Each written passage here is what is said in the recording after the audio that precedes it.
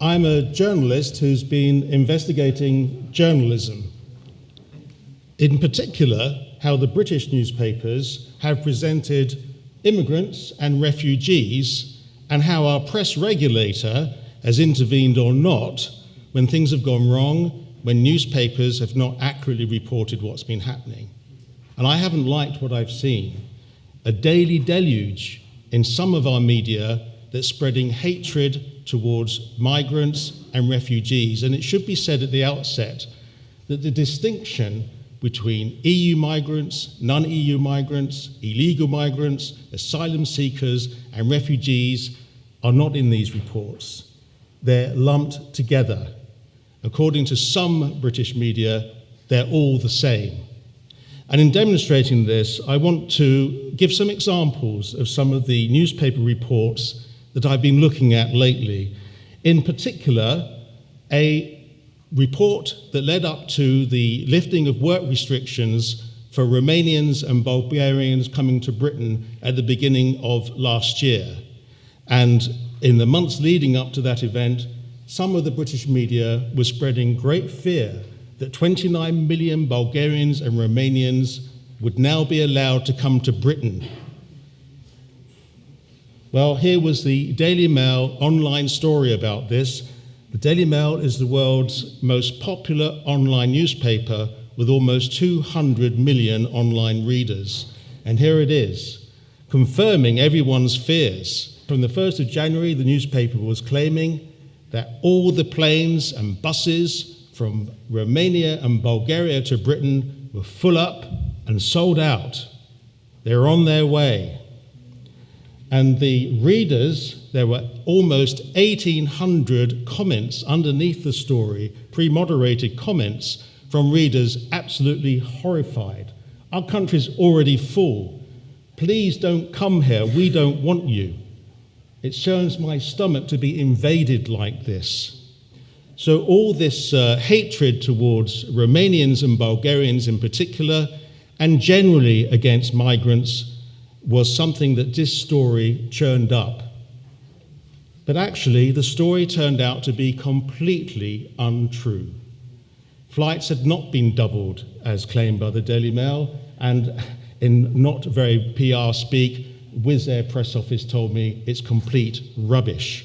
I was able to get seats on planes and buses which the Daily Mail claimed were completely full up. The Balkan Horn Bus Company told me they had less bookings that year than the previous year, and they had plenty of seats, and I was able to book seats on the bus that the Daily Mail claimed was full up. Well, with my journalist colleague Alina Matis, an investigative journalist from Romania, we teamed up and we analysed this Daily Mail story line by line and came up with 13 serious complaints. We even tracked down people who the Daily Mail claimed to have interviewed who said we were not interviewed. I presented 13 complaints to the Press Complaints Commission, now called IPSO, and it took 7 months of investigation by the Press Complaints Commission, during which time the actual condition of them investigating was that I should shut up. I had to remain quiet. I couldn't report anything for those 7 months. At the end of the 7 months, I was able to say on my own blog that actually, although they didn't agree with all the 13 complaints, the Press Complaints Commission agreed that the Daily Mail had broken the Editor's Code of Practice, which is their ethics code, on probably what is their most serious code one on accuracy. I put this on my blog, which is eu-rope.com. By the way, don't get my blog mixed up with eu-rope.co.uk, because I discovered not long ago that that site specialises in ropes for bondage. Nothing to do with me, Daily Mail, in case you might be in the audience. So I won, but the Press Complaints Commission refused to publish their findings. They refused to tell the Daily Mail that they had to tell the public that they had broken the Editor's Code of Practice on accuracy. I'd spent 7 months being silent, and if I hadn't published the results of our own press regulators' deliberations on this, nobody would ever have known. And I just wonder I raised the question whether this has anything to do with it, because this guy, Paul Dacre, is the editor of the Daily Mail. But he has a second job too. He's also in charge of the Editor's Code of Practice, not only for the Press Complaints Commission, but the new organisation IPSO that's taken its place. I raised that as a question. Well, here's another newspaper, Daily Express. You might wonder, why am I concentrating on the Daily Mail and the Daily Express? Well, by far, they have more complaints against them than any other newspaper to our press regulator. This is a story from some years ago. Doesn't matter, because not much has changed in the intervening time. This is a typical Daily Express story against immigrants who are milking the system. And again, they don't distinguish immigrants, asylum seekers, refugees, illegal immigrants. According to this story, they're all the same. I analysed it and came up with multiple factual errors in this story. It was complete nonsense. And yet, based on this, a lot of xenophobia is raised. For example, one inaccuracy: hordes of illegal immigrants are queuing to be smuggled into Britain to claim benefits. What the newspaper didn't tell anyone is that illegal immigrants are not entitled to any benefits. And you wonder, what is the motive for a newspaper like the Daily Express to do stories like this? Well, here's one idea.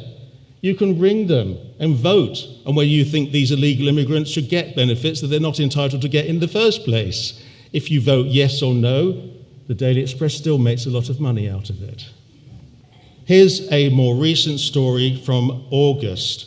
2 Daily Mail stories about refugees from Calais coming to Britain. And you'll notice that in the headlines and in the first parts of the story, they don't refer to them as asylum seekers or refugees. They're referred to as illegals or illegal migrants. In the first story, it was claimed that these Calais stowaways, as they're called, were being put up in hotels, hundreds of them, according to the Daily Mail. In actual fact, the truth of the story was that 100 asylum seekers were put up in hotels temporarily, not for very long, and you can't really call them illegals. They were accepted as asylum seekers. In the second story, it said that 7 out of 10 Calais migrants were getting into the UK. That was also untrue, and I'm going to come on to that. Let's deal with the first story briefly first. This is how the Daily Mail want to present these asylum seekers. Heaven forbid they're being given food. And to just demonstrate the point, let's see a sandwich and some chips. That's the sort of food these asylum seekers are being given. How awful. Welcome to Soft Touch UK, where asylum seekers are going to get £5 a day subsistence to live on. Terrible. And what about the other story?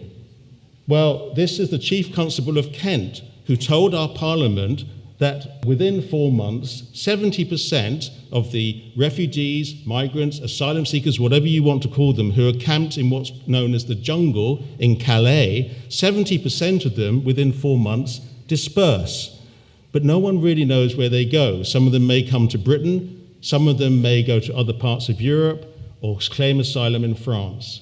That's what he said. But what the Daily Mail chose to report was that the Chief Constable of Kent said that all of them come to Britain, all 70%. And based on those statistics, the Daily Mail Statistics Department was able to do some very convoluted numbers of people who were getting to Britain. I reported this to Parliament and to the Kent Police. They thanked me. The Kent Police insisted to the Daily Mail that they publish a correction, which they did, but the correction was incorrect. So what does this lead to? A newspaper that can spread lies, that promotes xenophobia. So we end up with cartoons that are acceptable. Cilla Black was a famous personality, a TV star, who had recently died. And here she is, queuing up to heaven, and the Daily Mail feel that they can say, sorry for the long queue into heaven, Cilla, but there's a lot of illegals who are ahead of you.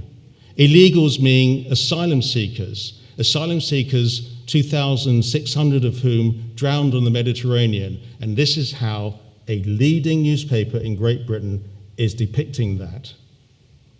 Well, what's the difference between that sort of cartoon and this cartoon from Germany in 1936, where a Jewish man is shown politely asking for room on a bench, after which he shoves off the previous occupant, and the caption asserts that Jews behave in this way in other situations. What's the difference between that and this from the Daily Mail of August, where, because they say our hotels are full of these illegals, a British elderly couple are told they're going to have to tell these asylum seekers to shove over to make room for them. Well, only this week, Home Secretary of Great Britain, Theresa May, gave a speech to say how mass immigration to Britain was not good for the country. Mass immigration in a country where just 12% of our population is foreign-born, actually similar to Germany, similar to most other modern Western countries. Not that unusual, but she went on to say that immigration had zero value to the country. Immigration actually meant that British people were losing jobs. Is it any wonder that because of that rhetoric from our government, a government, incidentally, who is also planning to scrap our Human Rights Act and talking about leaving the European Convention on Human Rights, is it any wonder if the government can play that sort of rhetoric, that we can have newspaper columnists, for instance, in The Sun, referred to migrants as cockroaches? And what she meant wasn't migrants, really. They're not using the right terminology. These are refugees and asylum seekers. Well, Genocide Watch is an organization that keeps an eye on these things, and they've said that there are actually 8 steps to genocide. And for my reckoning, we're probably on step number 3. The dehumanization of a group of people, in this case, migrants and refugees. They're all foreigners, talking about them as vermin and cockroaches, putting them across in a way which makes them subhuman. So from my observation, it looks to me that we have a media that promotes xenophobia, parts of it, and I should add that there are millions of people in Great Britain who do not feel this way. There are millions of people in Britain who actually are supportive of refugees. There are hundreds of thousands of businesses who hire immigrants and are very pleased that they're available to be hired. But in the backdrop of media and government, it seems to me that we may well be on step 3 on the 8 steps to genocide. And I really hope that I am wrong. Thank you. Thank you.